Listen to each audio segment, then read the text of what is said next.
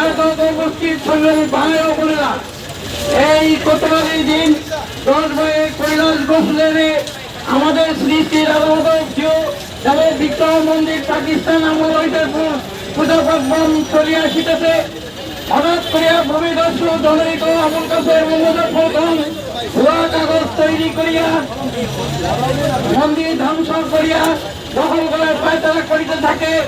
প্রথম 29/8/2024 বিগত 5/8/2024 তারিখে ঘটনা ঘটে মন্দির কমিটি প্রায় সকলকে চলাইয়া আমাদের বিরুদ্ধে কোতোয়ালি থানার মামলা নম্বর 12/8/2024 মামলা করিয়া এলাকায় মন্দির কমিটির বিরুদ্ধে পারুল রানী চৌধুরী মামলা করিয়াছে বলিয়া প্রচার করে।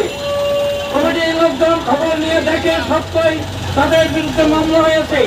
এই কর্মকাণ্ডের পিছনে অভিদস্যু আবুল কাসেম ও মুজাফফরগণ করকাঠি নাড়িয়া মন্দিরে ঢোকার পায়তারা করিতে থাকিয়া একজন পারুল রানী চৌধুরী, মাদক ব্যবসায়ী 2 তার পুত্র তাপস, 3 হিতাল আলী দাস সহ আরো 10-12 জন বিগত 2/9/24 তারিখ সকাল 10 ঘটিকার সময় হঠাৎ মন্দিরে আসিয়া লক্ষ্মীনারায়ণ জিও মন্দিরে 2টি বড় তালা ভাঙিয়া প্রায় 11,50,000 টাকার মালামাল লুট সহ বেশ কয়েকটি বিঘ্ন সরাইয়া ফেলে।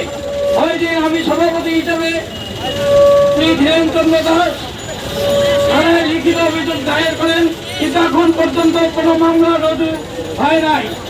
লক্ষ্মীনারায়ণ জিও মন্দির উদ্ধারের কোনো ব্যবস্থা থানা কর্তৃপক্ষ নেয় নাই।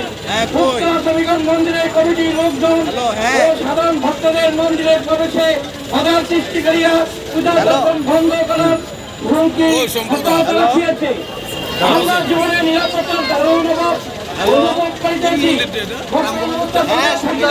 এবং পারুল রানী চৌধুরী বন্ধের লক্ষ্মী নারায়ণ জিও মন্দিরে বাহির না করা হলে আগামী সহ সকল পূজা পার্বণ সংগঠন নয়।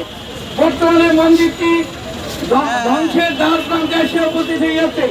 অতএব এই মন্দির উদ্ধারের শক্তি এবং সার্বিক সুষ্ঠু পদক্ষেপ নেওয়ার জন্য আপনাদের প্রতি আকুল আবেদন জানাইতেছি।